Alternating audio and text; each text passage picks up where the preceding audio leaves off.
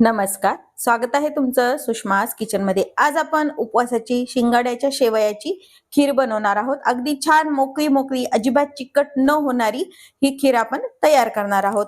Recipe शेवटपर्यंत बघा। रेसिपीला लाईक करा, चॅनलला सबस्क्राईब करा, तसेच बेल नोटिफिकेशन पण ऑलवर प्रेस करा। आता आपण रेसिपीला सुरुवात करू। शिंगाड्याच्या शेवयाची खीर बनवते, त्यासाठी मी 2 शिंगाड्याच्या शेवया घेतल्यात, साखर घेतली गरजेनुसार, ड्राय फ्रुट्स आणि वेलची पावडर घेतली आणि दूध आपण गरम करायला ठेवलेलं आहे आणि यामध्ये 1 ते 2 चमचे साजूक तूप लागेल।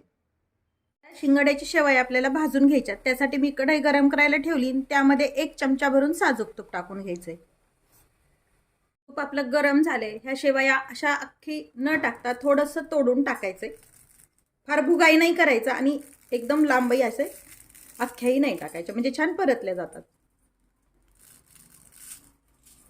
गॅस कमी करून घ्यायचा आहे। या पद्धतीने दुसरी पण शेवई मी यामध्ये तोडून टाकते। तुपावरती छान आपल्याला ह्या भाजून घ्यायच्या। तर शेवया छान भाजून झाल्यात, यामध्ये आपल्याला उकळलेलं दूधच टाकायचं आहे, अजिबात थंड दूध टाकून घ्यायचं नाहीये आणि व्यवस्थित अशा मोकळ्या मोकळ्या शेवया राहत नाहीत। जेवढे तुमच्या शेवया आहेत त्या प्रमाणात त्याला दूध लागतं आणि ह्या शेवया शिजायला खूप वेळ लागत नाही, आपलं पटकन शिजले जातं। साधारण 2 वाट्या मी हे दूध वापरलेलं आहे। पाहू शकता अगदी किती छान मोकळी मोकळी, अगदी आपण शेवयाची खीर जशी बनवतो तशीच ही उपवासाची शिंगाड्याची खीर तयार होते। याला फार उकळायची गरज नाही, पटकन हे शिजलं जातं। आता यामध्ये आपण साखर टाकून घ्यायची गरजेनुसार, जसं तुम्हाला गोड आवडते तसं। मी साधारण 4 ते 5 चमचे साखर टाकली आहे। ड्रायफ्रुट्स तुपावरती परतून घ्यायचे असले तर तसे पण तुम्ही परतून घेऊ शकता। आणि वेलची पावडर आणि मिक्स करून घ्यायचं। दूध उकळतं टाकून घ्यायचं आणि एक उकळी येऊ द्यायची। झटपट ही शेवयाची आपली उपवासाची शेवयाची खीर तयार होते। गॅस बंद करून घेऊया। हे व्यवस्थित शिजलं गेलंय, पाहू शकता तुम्ही, छान दाटसर आणि कलर पण सुंदर आलाय। गॅस बंद करूया।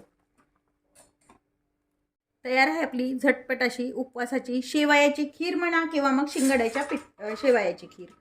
अगदी छान तयार होते। या पद्धतीने तुम्ही नक्की करून पहा। गरम खा किंवा मग थंड झाल्यावरती खा, कोणतीही चव अगदी छान लागते। अगदी पाहू शकता तुम्ही, अगदी मोकळ्या मोकळ्या ह्या शेवया यामध्ये राहिलेल्या आहेत। अजिबात या पद्धतीने केलेली शिंगाड्याच्या शेवयाची खीर चिकट होत नाही। तुम्ही शिंगाड्याच्या शेवयाची खीर कशी बनवता हे कमेंटमध्ये नक्की सांगा। तसेच माझ्या चॅनलवर जर तुम्ही नवीन असाल तर चॅनलला सबस्क्राईब करा, रेसिपीला लाईक करा, रेसिपी शेअर करा आणि बेल नोटिफिकेशन पण ऑलवर प्रेस करा, म्हणजे तुम्हाला माझ्या प्रत्येक नवीन रेसिपीचं नोटिफिकेशन सर्वात आधी येईल। अशाच नवीन रेसिपीसोबत पुन्हा भेटूया, तोपर्यंत बाय बाय। व्हिडिओ पाहिल्याबद्दल धन्यवाद।